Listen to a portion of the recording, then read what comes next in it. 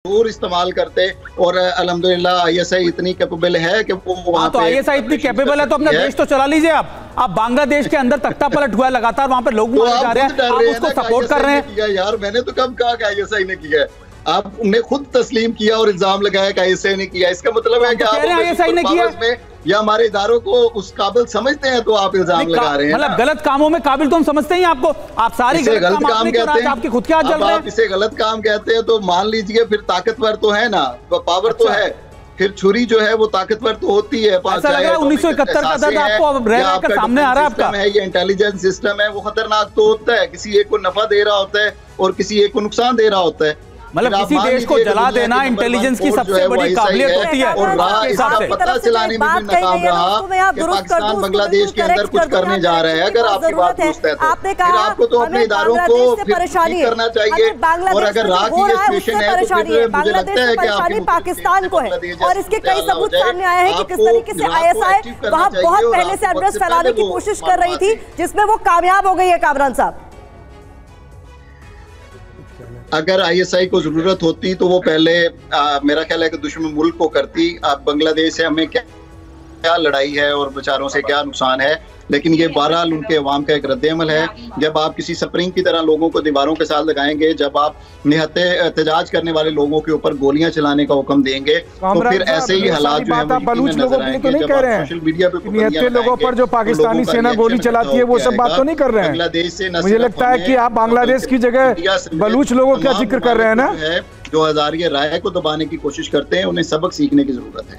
हाँ, वो सबक आपको वैसे अशविंदर सिंह बहल साहब हमारे साथ मौजूद हैं। बहल साहब, जवाब देना चाहेंगे? कामरान साकी की चेहरे की खुशी कुछ और कह रही है, वो कहना कुछ और चाह रहे हैं, कह पा नहीं रहे हैं, कह कुछ और रहे हैं। मुझे तो खुशी है कि आप बांग्लादेश में ये जो हालात बने हैं, जिस तरह से गुंडागर्दी और अराजकता का दौर एक देश में इस वक्त हमें नजर आ रहा है, उससे खुशी तो काफी नजर आ रही है।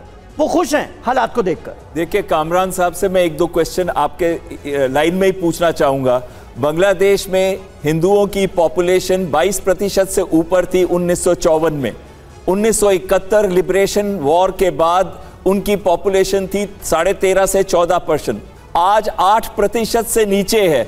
और भारत के अंदर जो माइनॉरिटीज की पॉपुलेशन है उसमें कहीं पे भी इतना सिग्निफिकेंट ड्रॉप नहीं हुआ जो बांग्लादेश के अंदर हुआ है। इसको आप कैसे आंसर करते हैं? और दूसरी बात, अंदर जो आप पूरा क्वेश्चन पूछ लीजिए सर, मुझे पूरा बता देंगे कि वो 47 में कितना था और अब कितना है आप, क्योंकि मुझे डाटा जर्नलिस्ट लग रहे हैं। कामरान साहब, पूरी बात सुन लीजिए, उसके बाद जवाब दीजिएगा। बात सुनिए। और ये जो है, मैं सेंसस की फिगर्स दे रहा हूं जो बांग्लादेश की ऑफिशियल सेंसस है। दूसरा चीज आता है मेरा बहुत ही अहम, मैं 3 साल रहा हूं बांग्लादेश के अंदर, इंडियन एम्बेसी में भी रहा हूं, एक चप्पा गया हूं बांग्लादेश में। बांग्लादेश की जो नॉर्मल पॉपुलेशन है बहुत ही लिबरल है, इंटेलेक्चुअल है, फ्रेंडली है, पर उसमें एक छोटा सा एलिमेंट है जमात इस्लामी का, जो कि काफी कट्टरवादी है और जिसको डायरेक्टली आईएसआई ज्यादा प्रिय है। कामरान साकी साहब को वही जमात इस्लामी सबसे ज्यादा प्रिय है।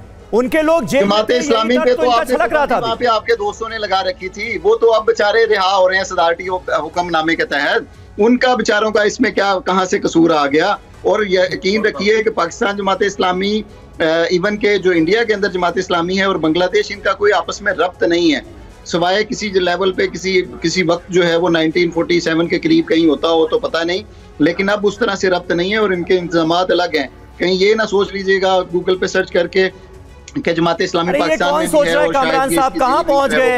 ऐसे लोग बांग्लादेश में काम कर रहे हैं। ऐसे लोग, ऐसे चैनल्स आपके यहाँ होते होंगे जहां पर कोई रिसर्च नहीं होती और जो कुछ भी समझ में आया मैं तो कोई भी नैरेटिव फैलाने की कोशिश की गई, वो फैला दिया गया। आबादी का तनासब क्या है? 1947 में कितना था मुसलमानों का और अब कितना है? आप लाइव बैठे हैं आपके पास, लेकिन अभी जिस बात का जिक्र हुआ आईएसआई के रोल का, उसको लेकर कुछ और जानकारियां आपको दे देते हैं, क्योंकि आप जानकारियों से वाकिफ नहीं है ऐसा लग रहा है आपसे बात करके। टीवी 9 भारतवर्ष के पास बांग्लादेश में तख्ता पलट की आईएसआई वाली साजिश की एक एक्सक्लूसिव डिटेल मौजूद है, जो अब हम आपके सामने रखने जा रहे हैं। कैसे, कब क्या क्या हुआ, आईएसआई का इन्वॉल्वमेंट कितना था और कैसे था इस तख्ता पलट के पीछे, आइए जल्दी से आपको दिखाने की कोशिश करते हैं। बांग्लादेश में तख्ता पलट वाली पाकिस्तान प्रायोजित साजिश के दरअसल 3 किरदार हैं।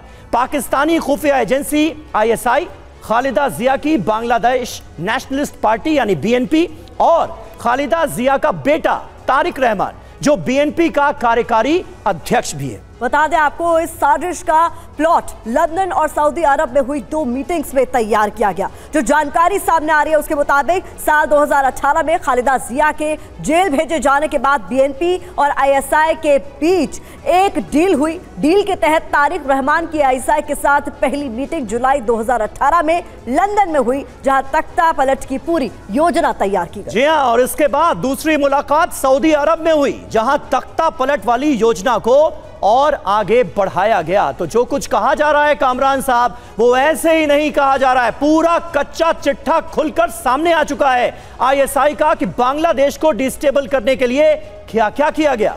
अब बताइए। हसीना के साथ उस बेचारी का जो है वो इतना नुकसान ना होता और वो इक़्तिदार से ना जाती। अगर राह इतनी मजबूत है और आपके पास इतना ही डाटा है तो ये आप कबल वक्त अगर शेयर कर देते तो कई लोगों का भला हो जाता और आपके दोस्तों का इक़्तिदार जो है वो अब तक बाकी होता और आईएसआई को बकौल आपके अगर अब जो है वो जीत हुई है तो शिकस्त हो जाती और आपके ख्वाब पूरे हो जाते। इससे यकीनन तमाम मैं बार बार कह रहा हूं कि मनीष हमारे साथ मौजूद है। मनीष, कहीं पाकिस्तान ये ख्वाब तो नहीं देखने लगा है कि 1971 में जो दर्द भारत ने पाकिस्तान को दिया है उससे बाज आने का बदला चुका लेंगे इसी बहाने बांग्लादेश को इस तरह से डिस्टेबल करके।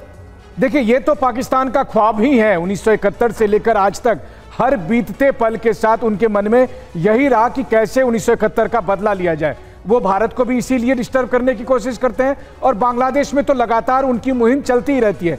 जब जब इस मामले में बेगम खालिदा जिया सरकार में होती है तो उस वक्त आईएसआई और पाकिस्तानी तत्व एक्टिव हो जाते हैं। देखिए, ये नहीं कहते हैं कि जमात बेचारे जेल में थे, लेकिन जमात अभी सड़कों पर उपद्रव मचा रहे, वो तो साफ तौर पर दिख रहा है। कामरान साहब को नहीं दिखता होगा, लेकिन खैर कामरान साहब को तो बांग्लादेश की छोड़िए भाई, जब रहनुमाओं को आपने बंद कर दिया कई सालों से, देख लीजिए बलूचिस्तान में आज की तारीख में पाकिस्तान आर्मी क्या कर रही है।